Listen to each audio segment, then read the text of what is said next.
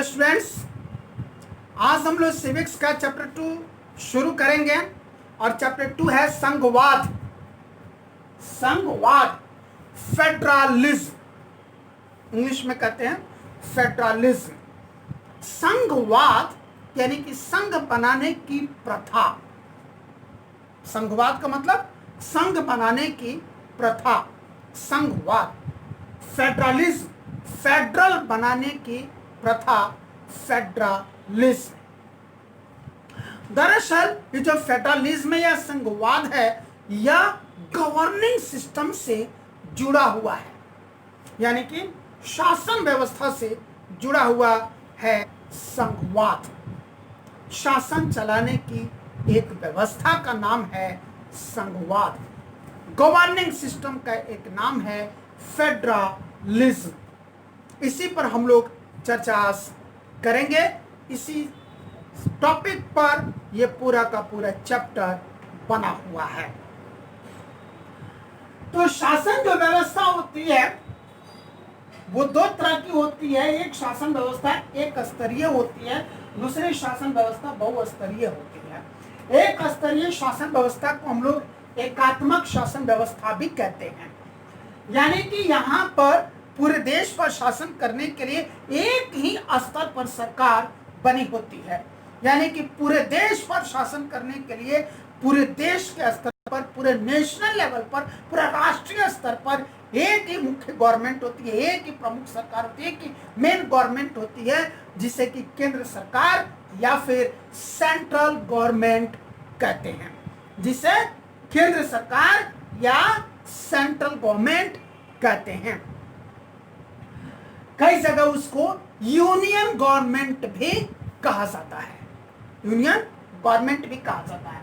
तो भाई केंद्र सरकार या सेंट्रल गवर्नमेंट या यूनियन गवर्नमेंट, यही एक पूरे राष्ट्रीय स्तर पर, पूरे देश का स्तर पर, पूरे कंट्री के लेवल पर, पूरे नेशनल लेवल पर एक मेन गवर्नमेंट होती है।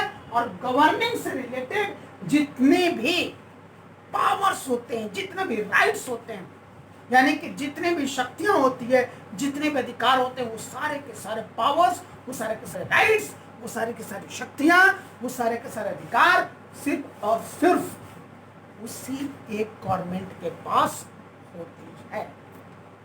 सिर्फ और सिर्फ उसी एक गवर्नमेंट के पास होती है। यानी कि उस देश को चलाने से संबंधित जितने भी तरह के निर्णय लेने हैं, जितने भी तरह के फैसले लेने हैं, वो सारे के सारे फैसले सिर्फ और सिर्फ वही एक सरकार लेती है। ऐसे देशों में या तो अन्य स्तर पर कोई सरकार होती नहीं है, और अगर होती है तो वो नाम मात्र की होती है। यानी कि अगर उस देश को राज्यों में बांटा गया है, प्रांतों में बांटा गया है, तो राज्य स्तर पर राज्य सरकारें होती हैं, यानी कि प्रांत स्तर पर प्रांतीय सरकार होती है, प्रोविंशियल गवर्नमेंट, स्टेट गवर्नमेंट होती है, लेकिन वो नाम मात्र की होती है, क्योंकि उसके पास स्वतंत्र रूप से ना तो कोई शक्तियां होती है और ना ही कोई अधिकार होते हैं। वो तो सिर्फ और सिर्फ केंद्र सरकार के आदेशों का पालन करती है। उनका बनना केंद्र सरकार पर निर्भर करता है, उन सरकारों का गिरना, उन सरकारों को भंग हो जाना भी केंद्र सरकार पर निर्भर करता है। यानी कि केंद्र सरकार जब चाहे जब ऐसी सरकारों को बना ले, इनका गठन कर ले, और जब चाहे जब उनको बर्खास्त कर दे, उनको भंग कर दे, सरकार गिरा दे।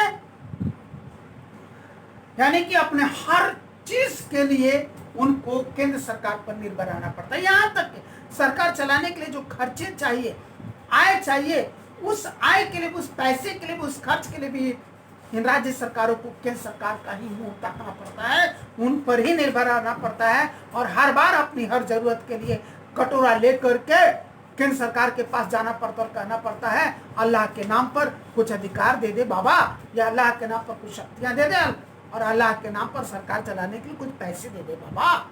और इस तरह से वो कटोरा लेकर के यूं लगता है जैसे कि भीख मांग रहे हैं केंद्र सरकार के पास। यानी कि ये राज्य स्तर की जो सरकारें हैं, दूसरे स्तर की जो सरकारें हैं, वो सिर्फ और सिर्फ नाम की होती हैं, काम की नहीं होती हैं। उनको तो काम तो केंद्र सरकार के इशारों पर करना होता है। ऐसे में जो भी राज्य सरकार या प्रांत सरकार होती है, तो वो पूरी तरह से केंद्र सरकार के प्रति जवाबदेह होती है, रेस्पॉन्सिबल होती है सेंट्रल गवर्नमेंट के प्रति। यानी कि कहीं भी किसी भी तरह से उसके पास कोई आजादी नहीं है, स्वतंत्रता नहीं है। पर ये जो एकात्मक सरकार होती है वो ताकतवर सरकार होती है, वो हर तरीके से ताकतवर होती है, हर तरीके से मजबूत होती है। और इस तरह के सरकारी सिस्टम में, इस तरह के शासन व्यवस्था में फैसले जो आते हैं बड़ी क्विक आते हैं, बहुत फास्ट आते हैं, बहुत तेज आते हैं फैसले यहाँ पर। और जाहिर सी बात है विकास की दर भी यहाँ पर बहुत तेज होती है। ये तो इसके एडवांटेजेस हैं इस तरह के गवर्नमेंट के, यूनिटरी सिस्टम के। लेकिन उसके सबसे बड़े डिसएडवांटेज की अगर हम बात करें तो इस तरह के सरकार का सबसे बड़ा डिसएडवांटेज ये होता है कि कभी भी वो सरकार निरंकुश हो सकती है, कभी भी वो सरकार राजतंत्र का रूप धारण कर सकती है या फिर तानाशाही का रूप धारण कर सकती है। और ज्यादातर केसेस में यही देखा गया है कि वो एक एकात्मक सरकार होती है, वो एक तरीके का डिक्टेटरशिप गवर्निंग सिस्टम होती है, तानाशाही सरकार होती है, निरंकुश सरकार होती है। और जब सरकार निरंकुश हो गई, तानाशाही हो गई, तो वहां पर जनता के हितों की रक्षा नहीं होती, जनता के अधिकारों की रक्षा नहीं होती है। वहां पर सरकार अपनी पूरी तरह से मनमानी करती है। अब हम बात करते हैं बहुस्तरीय सरकार। जिस तरह से नाम है बहुस्तरीय, यानी कि एक से अधिक स्तर पर यहाँ पर सरकारें होती हैं। कम से कम 2 स्तर की सरकार तो जरूर होगी, उसके अलावा ये 3 स्तर की सरकार भी हो सकती है, 4 स्तर की सरकार भी हो सकती है। आपको याद होगा बेल्जियम हमने पढ़ाया था आपको, बेल्जियम में किस तरह का गवर्निंग सिस्टम तैयार हुआ, वहां के लोगों ने बुद्धिमत्ता दिखाई, समझदारी दिखाई और किस तरह का सिस्टम तैयार किया। ये पूरे देश के लिए एक अलग गवर्नमेंट उन्होंने बनाई। जो 2 उसके प्रोविंस थे, जो 2 क्षेत्र थे, एक वैलोनिया और एक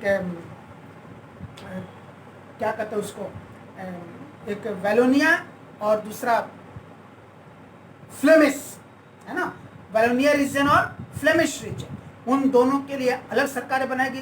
फिर राजधानी ब्रुसेल्स के लिए अलग सरकार बनाई गई और फिर सामुदायिक सरकार भी बनाई गई, यानी कि फ्रेंच भाषा बोलने वालों के लिए एक अलग सरकार, फिर जर्मन भाषा बोलने वालों के लिए एक अलग सरकार, डच भाषा बोलने वालों के लिए एक अलग सरकार। तो कितना स्तरों की सरकारें वहां पर बनी ये हमने देखा, और उसी में देश के लोग खुश हैं। व्यवस्था तो बहुत ही जटिल, लेकिन उसी में लोग खुश हैं और उसी में लोग शांति से रह करके सबका साथ लेकर सबका विकास कर रहे हैं। तो वो कम से कम 2 स्तर की या उससे अधिक स्तर की भी हो सकती है, 3 स्तर की, 4 स्तर की हो सकती है। हमारे देश में 3 स्तर की सरकार है, केंद्र सरकार, राज्य सरकार और पंचायती राज। 3 स्तर पर सरकारें बनी हैं, यानी कि हमारे यहाँ भी बहुस्तरीय शासन व्यवस्था है। इस बहुस्तरीय शासन व्यवस्था को ही संघीय शासन व्यवस्था कहते हैं। अब जो है संघीय शासन व्यवस्था में क्या होता है कि पूरे देश के लिए एक सरकार होती है, फिर देश को कई सारे राज्यों में, जिसको कि कई जगह प्रांत कहते हैं, यानी कि स्टेट या प्रोविंस कहते हैं, वो बटा होता है। फिर हर राज्य जो है कई सारे डिस्ट्रिक्ट्स में बटा होता है, हर डिस्ट्रिक्ट कई सारे ब्लॉक्स में बटा होता है, हर ब्लॉक में कई सारे पंचायत होते हैं और हर पंचायत में कई सारे वार्ड्स या फिर कई सारे गांव होते हैं। इस तरह से ये डिस्ट्रीब्यूशन होता है और पूरे देश के लिए एक अलग सरकार होती है, हर राज्य के लिए एक अलग राज्य सरकार या प्रांत सरकार, जिसको इंग्लिश में स्टेट गवर्नमेंट या फिर प्रोविंशियल गवर्नमेंट कहते हैं, वो होती है। डिस्ट्रिक्ट लेवल पर डिस्ट्रिक्ट एडमिनिस्ट्रेशन होता है, ब्लॉक लेवल पर ब्लॉक एडमिनिस्ट्रेशन होता है और पंचायत लेवल पर पंचायत एडमिनिस्ट्रेशन होता है। डिस्ट्रिक्ट एडमिनिस्ट्रेशन, ब्लॉक एडमिनिस्ट्रेशन और पंचायत एडमिनिस्ट्रेशन, इन तीनों को मिला करके एक साथ पंचायती राज भी बोला जाता है कई जगह पे, जैसे कि हमारे देश में उसको पंचायती राज बोला जाता है या फिर लोकल गवर्नमेंट, क्षेत्रीय सरकार भी बोला जाता है। तो इस तरह से हर स्तर पर सरकार होती है।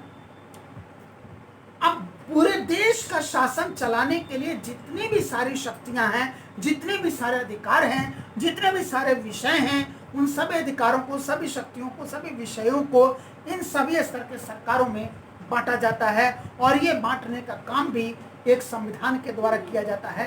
यानी कि ऐसे देशों में एक मजबूत संविधान होता है और उस संविधान की मदद से सभी स्तर के सरकारों की क्या क्या शक्तियां होंगी, उनके क्या अधिकार होंगे, उनके क्या कर्तव्य होंगे, उनके क्या कार्य क्षेत्र होंगे, उनके क्या आय के स्रोत होंगे, ये सब बंटवारा किया जाता है। और स्वतंत्र रूप से सभी तरह की सरकारें अपने अपने शक्ति क्षेत्र में, अपने अपने अधिकार क्षेत्र में, अपने अपने कर्तव्य क्षेत्र में, अपने अपने आय क्षेत्र में रहते हुए स्वतंत्र रूप से काम करती हैं। कोई भी सरकार किसी पर भी निर्भर नहीं कर रहती है। कोई सरकार किसी के ऊपर अपना आदेश नहीं थोपती है, अपना ऑर्डर, अपना कमांड नहीं थोपती है। और कोई सरकार किसी सरकार का आदेश का, कमांड का पालन नहीं करती है। कोई भी सरकार एक दूसरे के अधिकार क्षेत्र में, एक दूसरे के शक्ति क्षेत्र में, एक दूसरे के कर्तव्य क्षेत्र में टांग अड़ाने का काम नहीं करती है। सभी स्तर की सरकारें बिल्कुल स्वतंत्र रूप से अपनी स्वतंत्र शक्तियों, स्वतंत्र अधिकारों, स्वतंत्र कर्तव्यों का पालन करती हैं और अपने आय को स्वतंत्र रूप से अपने आय के स्रोत से जुटाती हैं। यानी कि यहाँ पर सरकारें स्वतंत्र होती हैं, शक्तियों का बंटवारा होता है।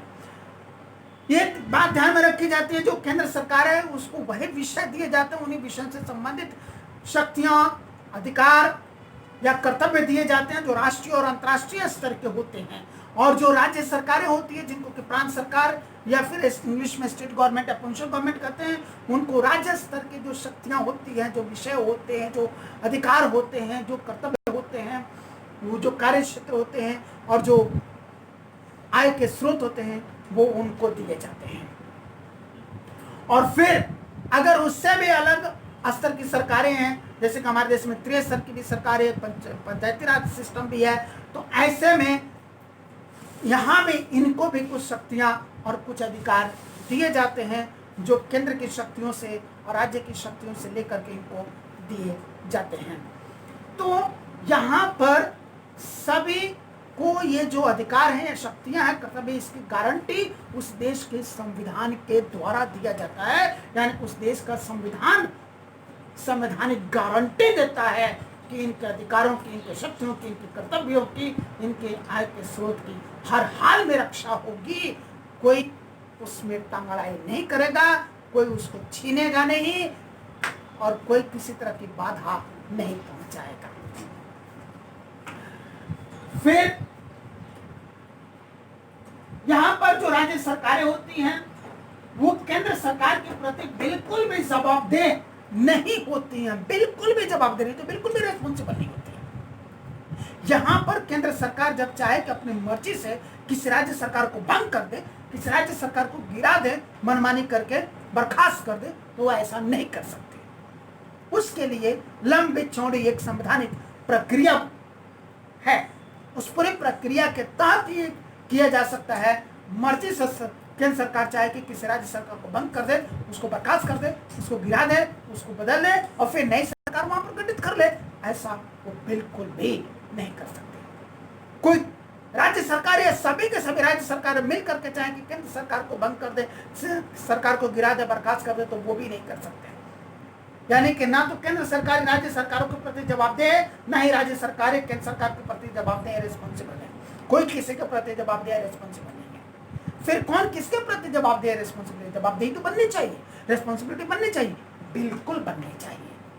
पर किसके प्रति? उस जनता के प्रति जिसके ऊपर ये शासन करते हैं। उसी जनता के ऊपर केंद्र सरकार भी शासन करती है, उसी जनता के ऊपर राज्य सरकार भी शासन करती है। और अगर त्रिस्तरीय सरकार है तो तीसरा स्तर की सरकार भी उसी जनता पर शासन करती है। यानी कि हर स्तर की सरकार उसी जनता पर, उन्हें नागरिकों पर शासन करती है, अपने अपने अधिकार क्षेत्र के अंदर, अपने अपने शक्ति क्षेत्र के अंदर, अपने अपने आय क्षेत्र के अंदर, अपने अपने कर्तव्य क्षेत्र के अंदर शासन करती है।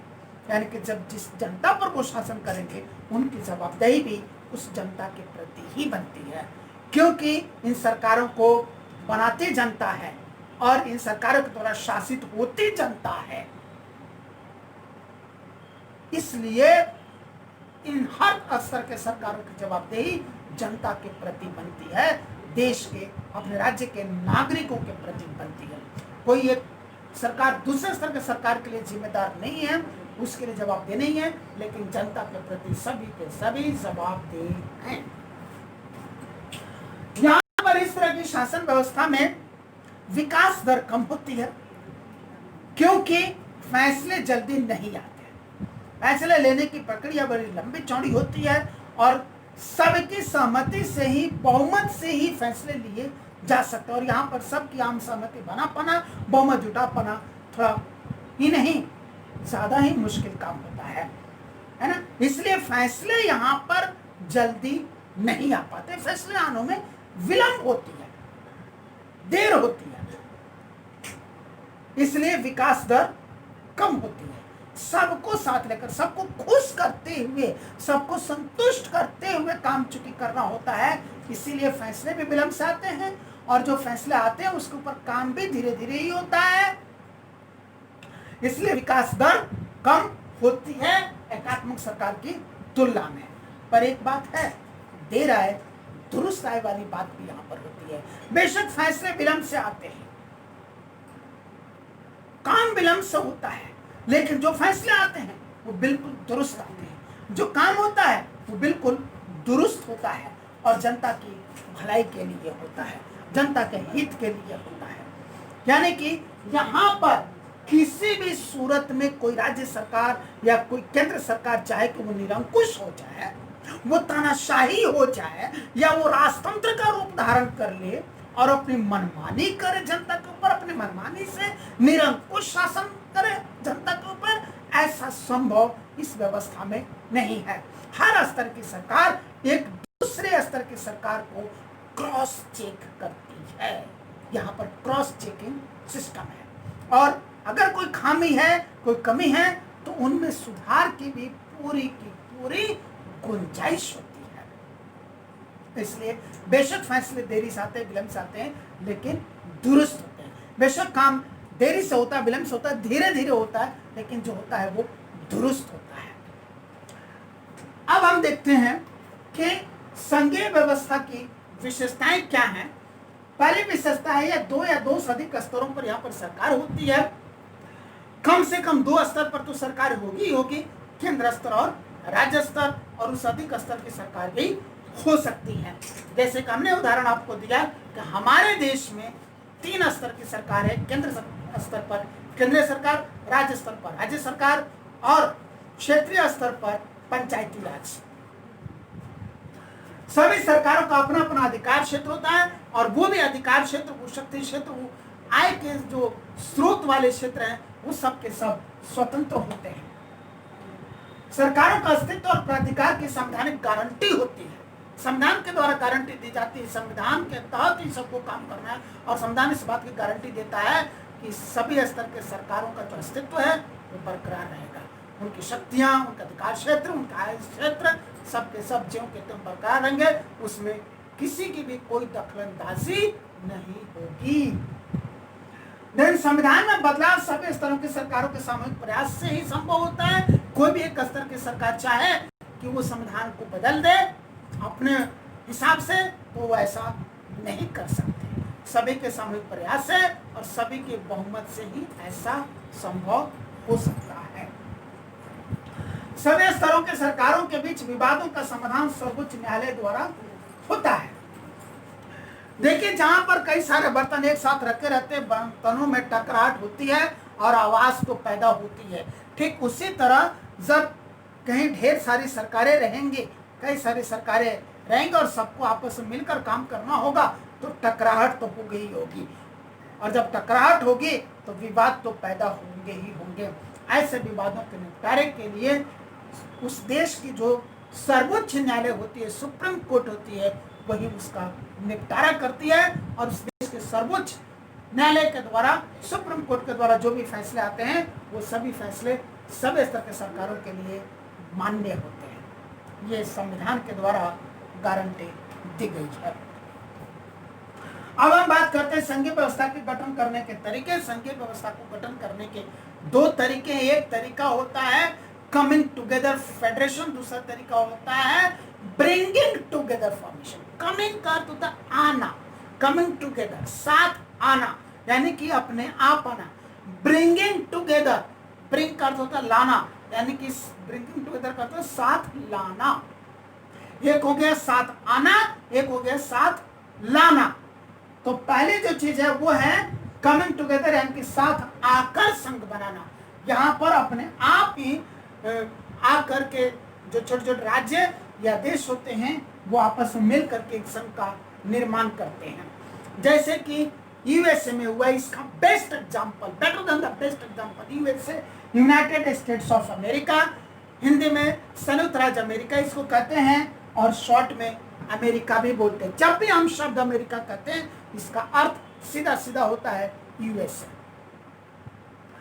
तो यूएसए यानी कि अमेरिका में क्या हुआ, जो उत्तरी अमेरिकी महादेश है, उस उत्तरी अमेरिकी महादेश के दक्षिणी हिस्से में ब्रिटेन से बहुत सारे ब्रिटिशर्स जाकर के बसे हुए थे, और हालांकि उन्होंने वहां पर जो वहां के मूल निवासी थे उनके साथ कई तरह का अत्याचार और अन्याय किए थे, परंतु ये लोग जाकर के वहां पर सेटल हो गए थे। 13 कॉलोनियों में, 13 कॉलोनीज में ये जाकर के सेटल हुए थे। आगे चल करके अमेरिका में जाकर इन 13 कॉलोनी में बसे हुए जो ब्रिटिशर्स थे उनमें, और ब्रिटेन में जो ब्रिटिशर्स थे उनमें, और ब्रिटेन में जो गवर्नमेंट थे उनमें, इनमें विवाद उत्पन्न हुआ, और फिर अनबन पैदा हुई, विवाद हुआ, और ये फिर धीरे धीरे बड़े टकराहट का रूप लिया, और फिर युद्ध का भी रूप लिया। उसी को अमेरिकी क्रांति के नाम से भी जाना जाता है। वहां पर उस सिचुएशन में क्या हुआ कि वो जो 13 कॉलोनीज थी, वो 13 के 13 कॉलोनीज अपने आप ही एक साथ आ गए, स्वतः एक साथ आ गई।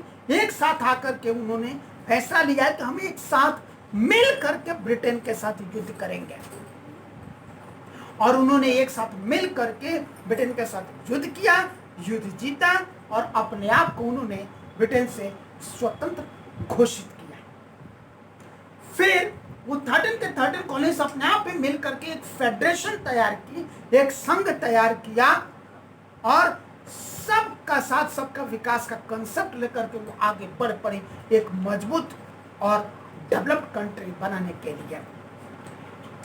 और फिर उसी मजबूत और डेवलप्ड फेडरेशन का नाम उन्होंने दिया USA, United states of America, संयुक्त राज्य अमेरिका, जिसको कि हम लोग शॉर्ट में अमेरिका कहते हैं। तो ये था कमिंग टुगेदर। ये 1776 में इंडिपेंडेंट हो गया, एक संघ बन गया। कभी डिटेल इसकी और पूरी गहराई तक चर्चा हम लोग किसी क्लास में करेंगे सेपरेटली। अभी इतना ही हिंट मेरा देना था कि वहां पर जो फेडरेशन बना वो कमिंग टुगेदर था, अपने आप साथ आकर के एक फेडरेशन तैयार किया गया, एक संघ तैयार किया गया। इसी तरह का काम स्विट्जरलैंड में और ऑस्ट्रेलिया में भी हुआ, यानी कि कमिंग टुगेदर फेडरेशन के एग्जांपल्स हो गए यूएसए, स्विट्जरलैंड एंड ऑस्ट्रेलिया। अब ब्रिंगिंग टुगेदर फेडरेशन, इसमें क्या होता है, बड़ा जो देश होता है वो अपने आंतरिक विविधता को ध्यान में रखते हुए राज्यों का गठन करता है, और फिर उन राज्यों को एक साथ मिला करके संघ का निर्माण करता है। इसका better than the best example है हमारा अपना खुद का देश इंडिया, इंडिपेंडेंट इंडिया, स्वतंत्र भारत, आजाद हिंदुस्तान।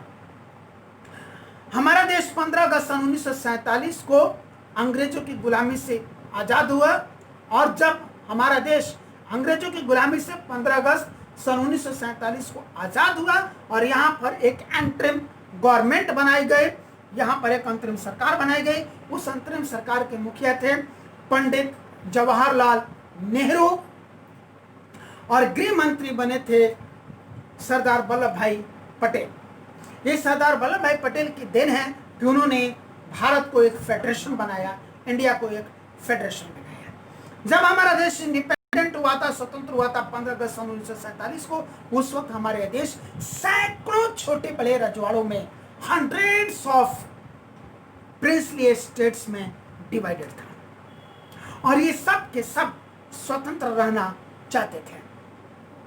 लेकिन सरदार वल्लभ भाई पटेल ने अपनी सूझबूझ से, अपनी मेहनत से इन सबको साथ लाने का फैसला लिया। और जब फैसला लिया, उन्होंने काम किया। प्रिंसली स्टेट्स के साथ उन्होंने मिल करके बातें की, उनके साथ बैठकें की, उनको समझाया, बुझाया, सब नफा नुकसान उनको बताया। उसके बाद बहुत सारे हंड्रेड्स ऑफ जो प्रिंसली स्टेट्स थे वो तैयार हो गए और इस इंडियन फेडरेशन में शामिल हो गए। पर बहुत सारे अभी भी ऐसे प्रिंसली स्टेट्स रह गए थे, बहुत सारे नहीं कहेंगे, कुछ प्रिंसली स्टेट्स ऐसे रह गए जो कि इस फेडरेशन में शामिल होना नहीं चाहते थे। फिर उनको इस फेडरेशन में शामिल करने के लिए एक अलग ही तरीका अपनाना पड़ा। उदाहरण के लिए पौंडीचेरी इस फेडरेशन में शामिल नहीं होना चाहता था, उसको शामिल करने के लिए एक अलग तरीका अपनाया गया। गोवा इस फेडरेशन में शामिल नहीं होना चाहता था, उसको इसमें शामिल करने के लिए एक अलग तरीका अपनाया गया। हैदराबाद, वहाँ का निज़ाम इतना जिद्दी था कि वो हमारे फेडरेशन में शामिल होना नहीं चाहता था, लेकिन उसके साथ एक अलग ट्रिक अपनाई गई और उस ट्रिक की बदौलत हैदराबाद को इस फेडरेशन में शामिल किया गया। ठीक इसी तरह से जम्मू और कश्मीर, जहाँ पर हरि सिंह का शासन था, राज करते थे, वो हरि सिंह भी इतने जिद्दी थे कि वो किसी भी सूरत में, किसी भी हालत में इस फेडरेशन में शामिल होना नहीं चाहते थे। लेकिन कुछ समय के बाद परिस्थितियां कुछ ऐसी बनी कि वो खुद ही विवश हो गए और फिर आकर के इस फेडरेशन में शामिल हो गए। तो इस तरह से ये सारे भी इस फेडरेशन में आकर के शामिल हुए, यानी कि कुछ को समझाकर बुझाकर इसमें शामिल किया गया, उनको क्या कहते हैं उसको मोटिवेट करके इस फेडरेशन में शामिल किया गया।